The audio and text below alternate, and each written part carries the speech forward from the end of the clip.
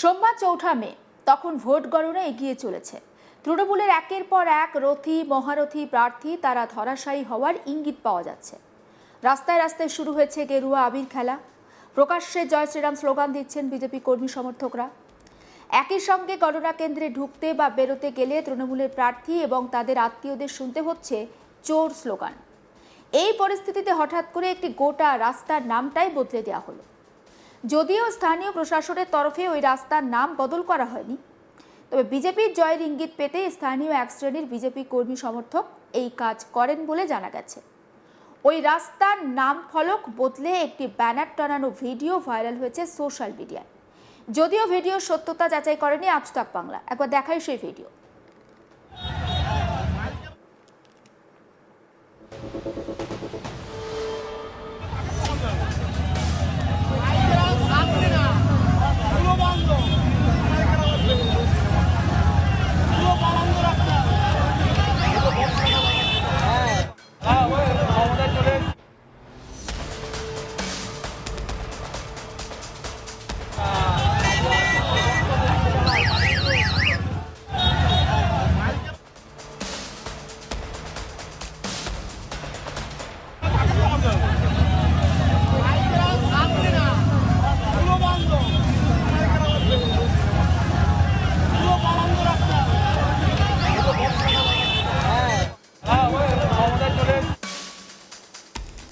উত্তর ২৪ পরগনার বারাসাতের ঘটনা।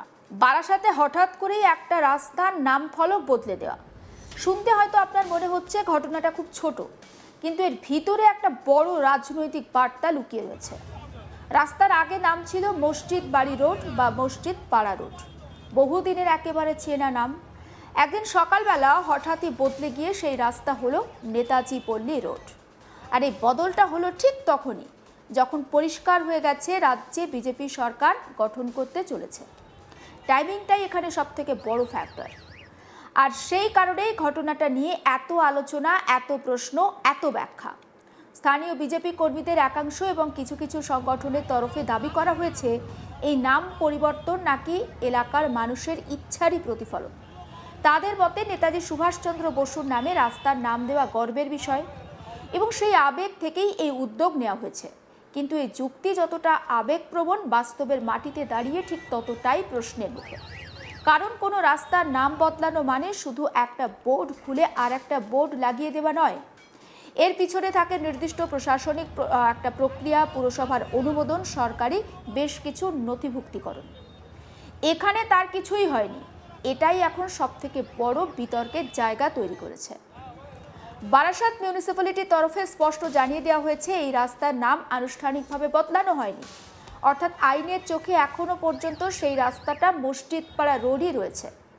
ফলে যা হয়েছে তা কার্যত একতরফা এবং এটা আনুষ্ঠানিকভাবে কোনো পদক্ষেপ নয়। কিন্তু এখানে তো গল্পটা শেষ নয়, বরং এখান থেকেই বলা হয় যে গল্পের আসল একটা বিশ্লেষণ শুরু হচ্ছে। প্রথম প্রশ্নটা খুব স্বাভাবিক, এত তাড়াহুড়ো কেন? বিজেপি সরকারে আসছে এটা পরিষ্কার হতেই কেন এই নাম বদলের উদ্যোগ?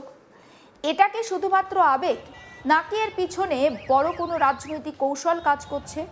রাজনীতির পর্যবেক্ষকরা বলছেন এই ধরনের পদক্ষেপকে আলাদা করে দেখা যাবে না।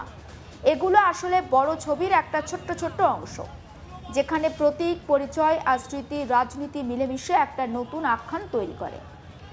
মসজিদ পাড়া নামটা নিজেই একটা সামাজিক ইতিহাস বহন করে। কোনো এলাকায় মসজিদ থাকলে বা মুসলিম জনবসতি বেশি হলে সেই নামটাই ধীরে ধীরে এলাকার একটা পরিচয় হয়ে ওঠে। এই নামের মধ্যে একটা ঐতিহ্য থাকে, একটা দীর্ঘদিনের বসবাসের ছাপ থাকে। অন্যদিকে নেতাজি পল্লী, এই নামটা সম্পূর্ণ আলাদা ধরনের একটা প্রতীক। এটা জাতীয়তাবাদ, স্বাধীনতা সংগ্রাম আর বাঙালির গর্বের সঙ্গে জড়িয়ে। দুই নামের মধ্যে সরাসরি কোনো দ্বন্দ্ব না থাকলেও যখন একটাকে সরিয়ে অন্যটা বসানো হয় তখন সেটা নিছক সম্মান প্রদর্শন থাকে না, বরং একটা নির্দিষ্ট বার্তা দেয়। কি সেই বার্তা? একদল বলছে এটা জাতীয়তাবাদকে সামনে আনার একটা চেষ্টা, অন্য দল বলছে এটা আসলে একটি ধর্মীয় পরিচয়কে সরিয়ে অন্য একটি বৃহত্তর পরিচয় চাপিয়ে দেওয়ার চেষ্টা।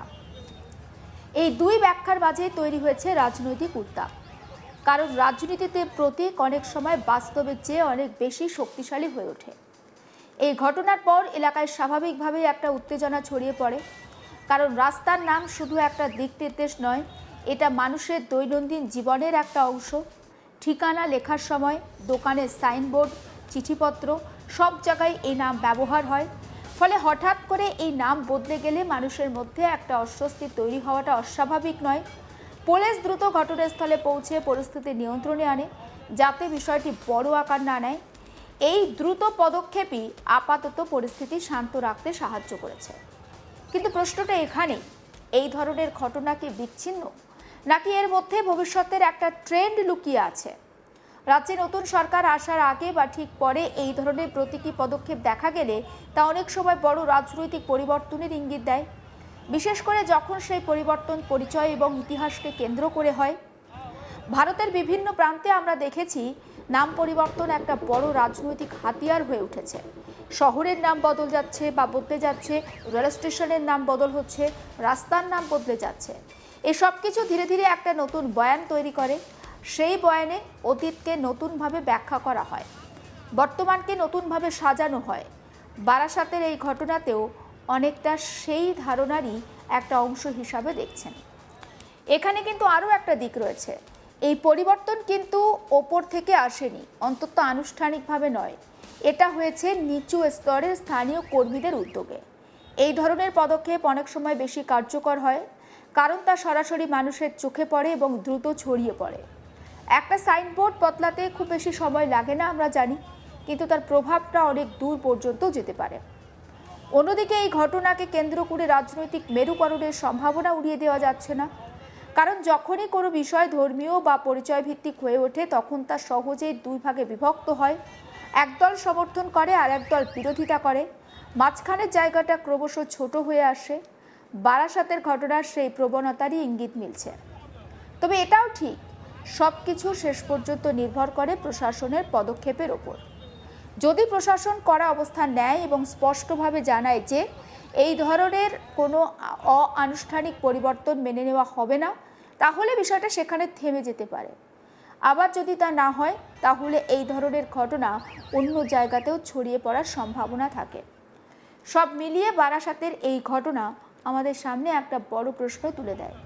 রাজনীতির লড়াই এখন কোথায় গিয়ে দাঁড়িয়েছে? আগে যেখানে উন্নয়ন, কর্মসংস্থান, পরিকাঠামো ছিল ইস্যু, সেখানে এখন পরিচয়, প্রতীক এবং ইতিহাসের ব্যাখ্যা ক্রমশ গুরুত্ব পাচ্ছে। একটি রাস্তার নাম ফলক সেই পরিবর্তনের একটা প্রতীক হয়ে উঠেছে। শেষ পর্যন্ত এই লড়াই শুধু একটি রাস্তার নাম নিয়ে নয়, এটি আসলে স্মৃতি বনাম নতুন বয়ান, স্থানীয় ইতিহাস বনাম জাতীয় প্রতীক। সমস্ত আপডেট পৌঁছে দেবো আপনাদের কাছে। নজর রাখুন অবশ্যই আজ তাক বাংলায়। সাবস্ক্রাইব করতে ভুলবেন না।